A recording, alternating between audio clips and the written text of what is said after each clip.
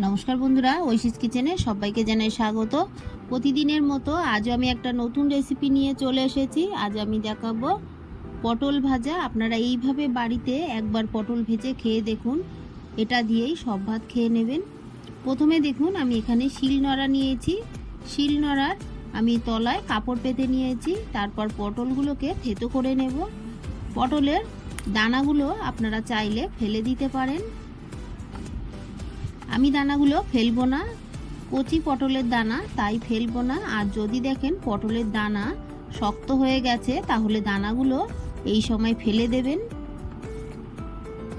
কাপড় পেতে নিলাম, তাহলে নিচে যেগুলো পড়ে যাবে সেগুলো নিয়ে নিতে পারবেন। আমি পটল ছুলে ভালো করে ধুয়ে নিয়েছি। এই থেতো করে নেওয়ার পর পটলগুলো আর ধোবো না। দেখুন একটা পটল আমি থেতো করে নিলাম। তারপর আমি এইভাবে সব বাকি পটলগুলো থেতো করে নেব। আপনারা চাইলে মিহি করে কুচিয়ে নিতে পারেন বটি দিয়ে বা চাকু দিয়ে।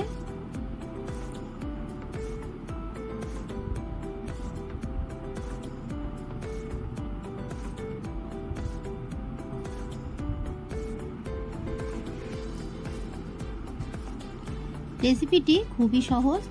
গরম ভাতে এরকম পটল ভাজা আপনি যদি খান, দেখবেন এটা দিয়েই সব ভাত খেয়ে নেবেন। এত টেস্টি হয়, বাড়িতে একবার না বানিয়ে খেলে বুঝতে পারবেন না। তাই আপনাদের কাছে অনুরোধ থাকলো, আপনারা একবার এইভাবে বাড়িতে পটল ভাজবেন। এগুলো আমি থেতো করে নিলাম, এগুলোকে আমি একটা পাত্রে তুলে রাখবো। বাকি পটলগুলো একইভাবে আমি থেতো করে নেব। দেখুন, যে পটলের দানাটা শক্ত দেখবেন সেটা বাদ দিয়ে দেবেন। আর চাইলে আপনারা দানা পছন্দ না করলে সব পটলের দানাই বাদ দিয়ে দেবেন। তারপর দেখুন কড়া বসিয়ে দিয়ে দিলাম সর্ষের তেল। তেলটাকে ভালো করে গরম করে নেব।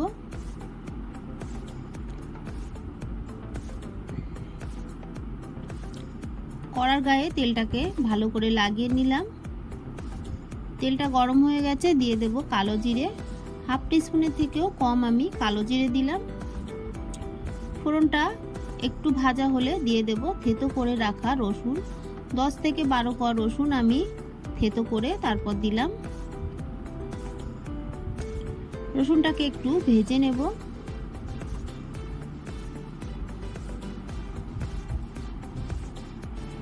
রসুনের কাঁচা গন্ধ যাওয়া পর্যন্ত ভেজে নেব। দেখুন রসুনের গায়ে একটা কালার এসে গেছে। এই সময় থেতো করে রাখা পটলগুলো দিয়ে দেব।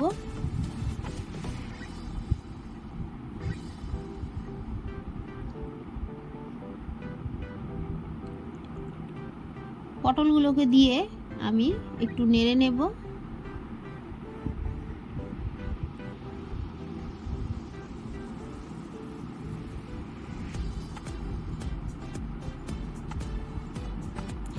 দিয়ে দেব লবণ, স্বাদ অনুযায়ী লবণ আমি দিয়ে দিলাম। দিয়ে দেব খুবই অল্প হলুদ গুঁড়ো। দিয়ে দেব চেরা কাঁচা লঙ্কা। ঝালটা আপনারা যেমন খান সেই মতোই দেবেন ঝালটা।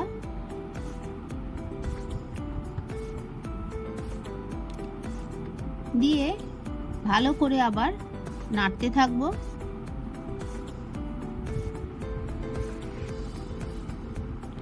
এই পটল ভাজায় খুব বেশি কিছু লাগে না, শেষে আর একটা জিনিস আমি দেব, দিলে পটল ভাজাটা হয়ে যাবে। এত দুর্দান্ত লাগে, আপনারা রুটির সঙ্গেও খেতে পারেন, ভাতের সঙ্গেও খেতে পারেন।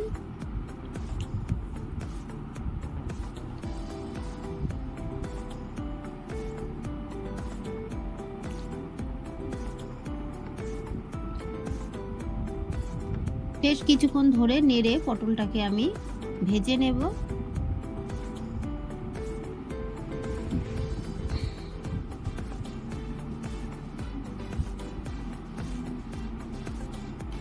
আমার এই রেসিপিটি আপনাদের ভালো লাগলে প্লিজ আমার চ্যানেলটিকে সাবস্ক্রাইব করে আমার পাশে থাকবেন। পাশে থাকা বেল আইকনটি ক্লিক করতে ভুলবেন না। বেল আইকনটি ক্লিক করলে আমি যে নতুন নতুন ভিডিও ছাড়বো সব আপনাদের কাছে পৌঁছে যাবে।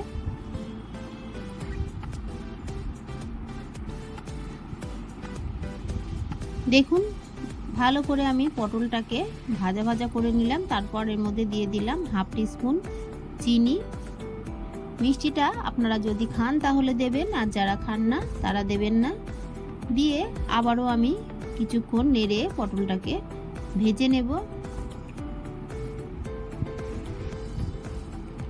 এটা বেশ গা মাখা মতো হবে, তাহলে বেশি ভালো লাগবে। বেশ কিছুক্ষণ আমি এইভাবে নেড়ে নিলাম। স্বাদ অনুযায়ী আরও একটু লবণ লাগবে, তাই আরও একটু লবণ দিয়ে ভালো করে নেড়ে নিলাম।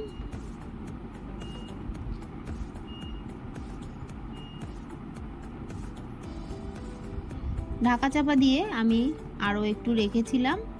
তারপর ঢাকাটা তুলে দেখুন খুন্তি দিয়ে চেপে চেপে পটলটাকে আমি ভালো করে ঘেঁটে দিচ্ছি।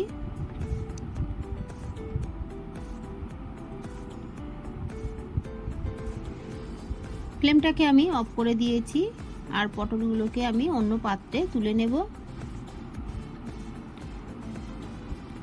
আমার এই সহজ রেসিপিটি আপনাদের ভালো লাগলে প্লিজ আমার চ্যানেলটিকে সাবস্ক্রাইব করে পাশে থাকা বেল আইকনটি ক্লিক করে দেবেন, তাহলে আমার নতুন নতুন ভিডিওর নোটিফিকেশান আপনাদের কাছে পৌঁছে যাবে। রেসিপিটি ভালো লাগলে একটা লাইক করতে ভুলবেন না। রেসিপিটি কেমন লাগলো আমাকে কমেন্ট করে জানাবেন।